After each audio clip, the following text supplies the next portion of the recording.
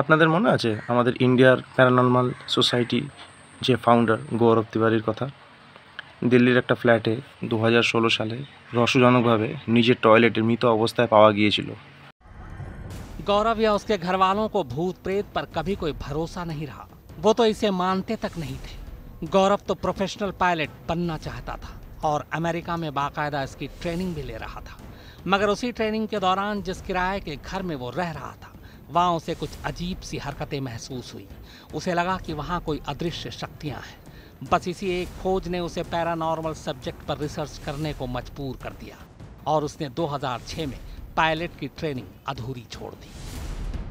Paranormal पर काफ़ी research करने के बाद 2009 में गौरव हिंदुस्तान लौटा और उसने पैरानॉर्मल सोसाइटी ऑफ इंडिया का गठन किया। गौरव ने अपनी टीम के साथ 6000 से ज़्यादा हॉन्टेड प्लेस की तफ्तीश की। ऑस्ट्रेलिया के एक रियलिटी हॉरर शो का हिस्सा बने। इसके अलावा हिंदुस्तान में कई टीवी शो का भी हिस्सा बने। গৌরব তিওয়ারি তো প্রথম জীবনে একজন পাইলট ছিলেন, কিন্তু ভূত প্রেত নিয়ে চর্চা করা, ভূত প্রেত নিয়ে খোঁজ খবর করা, প্যারানর্মাল রিসার্চ করা, এইসবের প্রতি তার ঝোঁক এত বেড়ে যায় যে সে তার পাইলটের যে জীবন, সেই জীবনটা ছেড়ে দিয়ে পুরোপুরি প্যারানর্মাল ইনভেস্টিগেশনের মধ্যে চলে আসেন। আর ইন্ডিয়ান প্যারানর্মাল সোসাইটির উনি ফাউন্ডার। তার উপর অজস্র বুক লেখা হয়েছে, যেগুলো অনলাইন অ্যাভেলেবেল আছে। সেই গৌরব তিওয়ারি তার লাইফে অনেক প্যারানর্মাল ইনভেস্টিগেশন করেছিলেন, তার মধ্যে প্রচুর কেস হাইলাইটেড। আজ তাক, জি নিউজ, এরকম প্রচুর নিউজ চ্যানেলে তার ফুটেজগুলোর প্রচুর দেখানো হয়েছে, আপনারা জানেন নিশ্চয়ই। আজকে প্রেজেন্ট ডেতে ঠিক এরকমই একজন প্যারানর্মাল ইনভেস্টিগেটর, যেটা ওয়ার্ল্ডে famous paranormal investigator Dan Rivera মারা যান। তার এজ 54 ছিল। পেনসিলভেনিয়া জেটিসবার্গে devils on the run tour এর একটা অর্গানাইজেশন করা হয়েছিল প্যারানর্মাল সোসাইটির পক্ষ থেকে, যে অকাল্ট মিউজিয়ামে অ্যানাবেল ডল, যে ফেমাস অ্যানাবেল ডলটাকে রাখা ছিল, সেই অকাল্ট মিউজিয়াম থেকে সেই ফেমাস অ্যানাবেল ডলটাকে বের করে সেটাকে ডেভিলস অন দ্য রান এর একটা ট্যুর অর্গানাইজ করা হয়েছিল। সেই ট্যুরের মধ্যে অল ওভার আমেরিকাতে ঘোরানোর একটা প্ল্যানিং ছিল। Annabelle, with an alarming start to the Gettysburg weekend tour.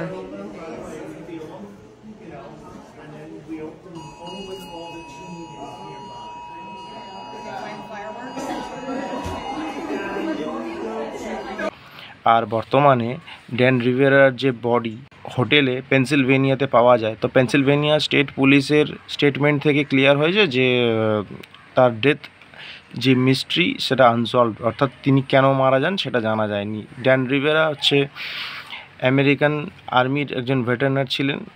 বর্তমানে উনি আমেরিকার যে প্যারানর্মাল সোসাইটির তার একজন চিফ ইনভেস্টিগেটর হিসেবে কাজ করছিলেন। কিন্তু যখন তিনি অ্যানাবেল ডলটাকে নিয়ে devils on the run tour organise করেন এবং 11ই জুলাই থেকে 13ই জুলাই এর মিডলে তিনি আমেরিকার বিভিন্ন জায়গায় ঘুরছিলেন, জেটিসবার্গের আশপাশে তিনি ছিলেন, তো ওইখানেরই একটা হোটেল রুমে তাকে রহস্যজনকভাবে মৃত অবস্থায় পাওয়া যায়। ঠিক সেরকমভাবে যেভাবে আমাদের গৌরব তিওয়ারি স্যারকে ডেড অবস্থায় পাওয়া গিয়েছিল।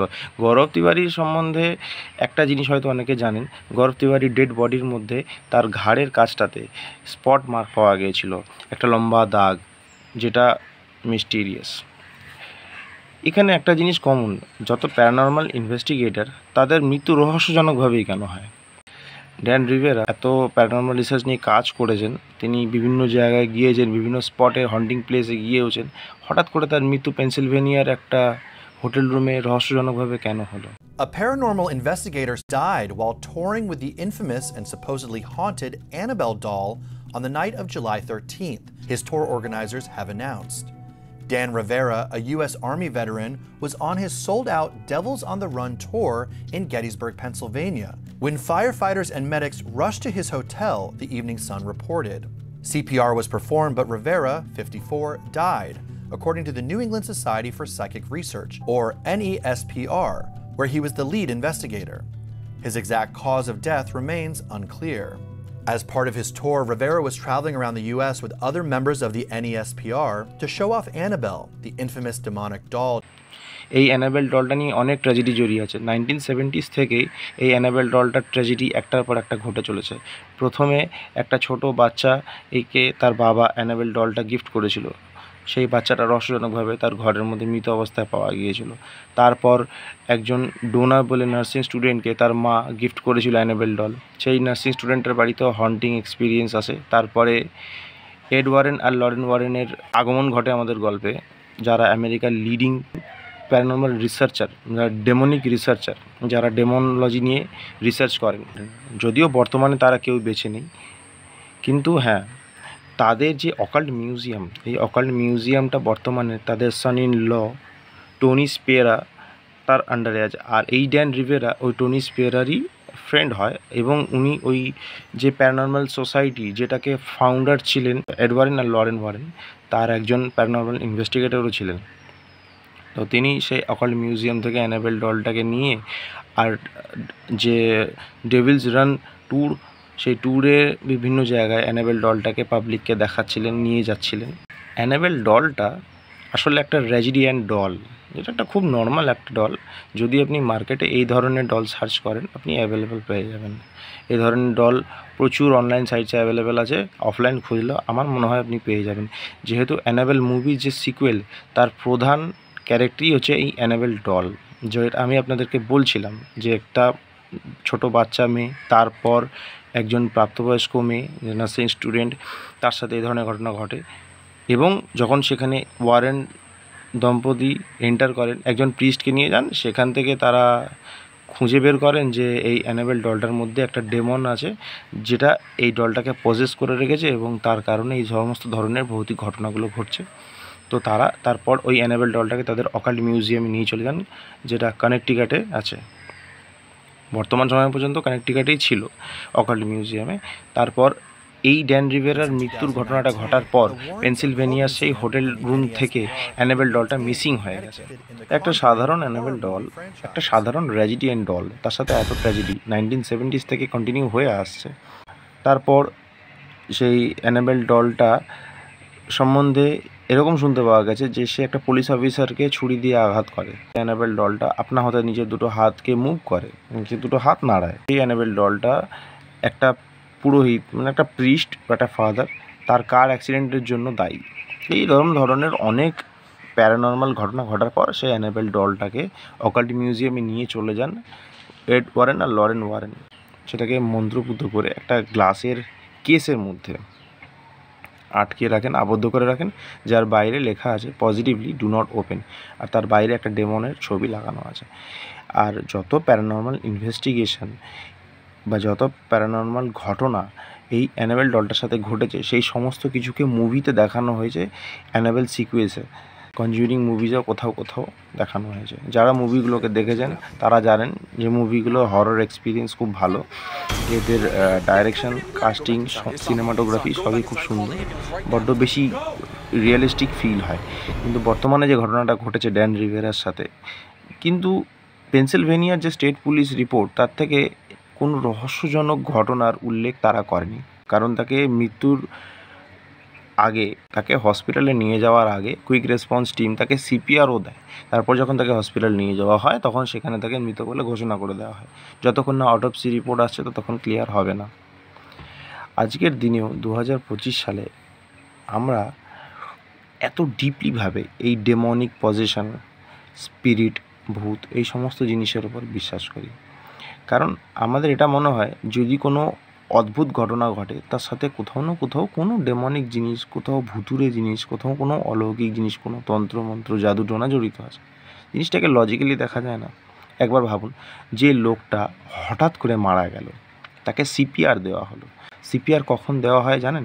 যখন কোনো ব্যক্তির ক্রিটিক্যাল হার্ট সিচুয়েশন এসে দাঁড়ায়, কার্ডিয়াক অ্যারেস্ট হয় অথবা হার্ট অ্যাটাক আসে, তখন তাকে সিপিআর দেওয়া হয়। সিপিআর দেওয়াই হয় হার্টকে পুনরায় চালনা করার জন্য। খুব সম্ভবত এটা হতে পারে যে তার হার্টে কার্ডিয়াক অ্যারেস্ট এসেছিল, যে কারণে তার অ্যাবনর্মাল ডেথ আসে। যতক্ষণ অটোপসি রিপোর্ট না আসবে ততক্ষণ এই বিষয়গুলো নিয়ে ক্লিয়ার তো হবে না।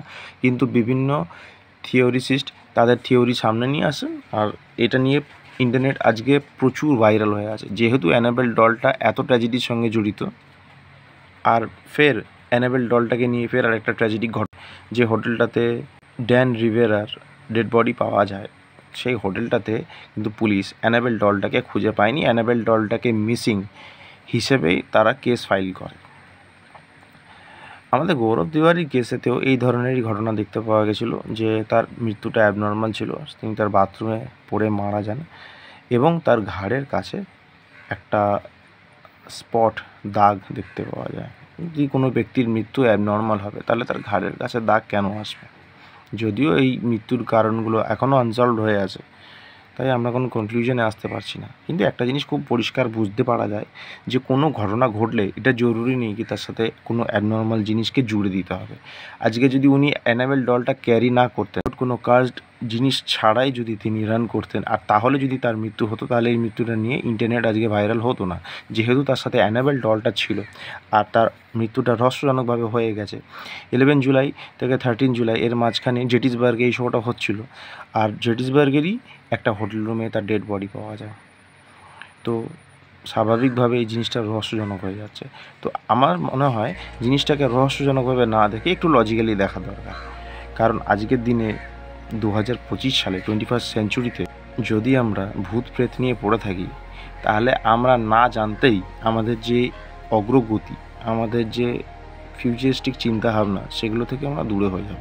কারণ অন্ধবিশ্বাস কখনো গ্রোথকে অ্যাকসেপ্ট করে না। অন্ধবিশ্বাস সবসময় পেছন দিকে টানে। একটা সময় ছিল তখন মানুষ প্রচণ্ডভাবে অন্ধবিশ্বাসে বিশ্বাসী ছিল। 21st সেঞ্চুরিতে সায়েন্সের কাছে সেই সমস্ত কোয়েশ্চেনের আনসার আছে যেটা আজ থেকে 50 বছর আগে ছিল না। তো যারা ভাবছেন যে সায়েন্সের কাছে সব কিছুর আনসার থাকে না, তার একটা জিনিস ভালো করে বুঝুন, যেটা 50 বছর আগে ছিল না সেটা যখন আজ আছে, তাহলে আজ যে কোয়েশ্চেনের আনসারগুলো নেই সেটা আরও 50 বছর বাদে চলে আসবে।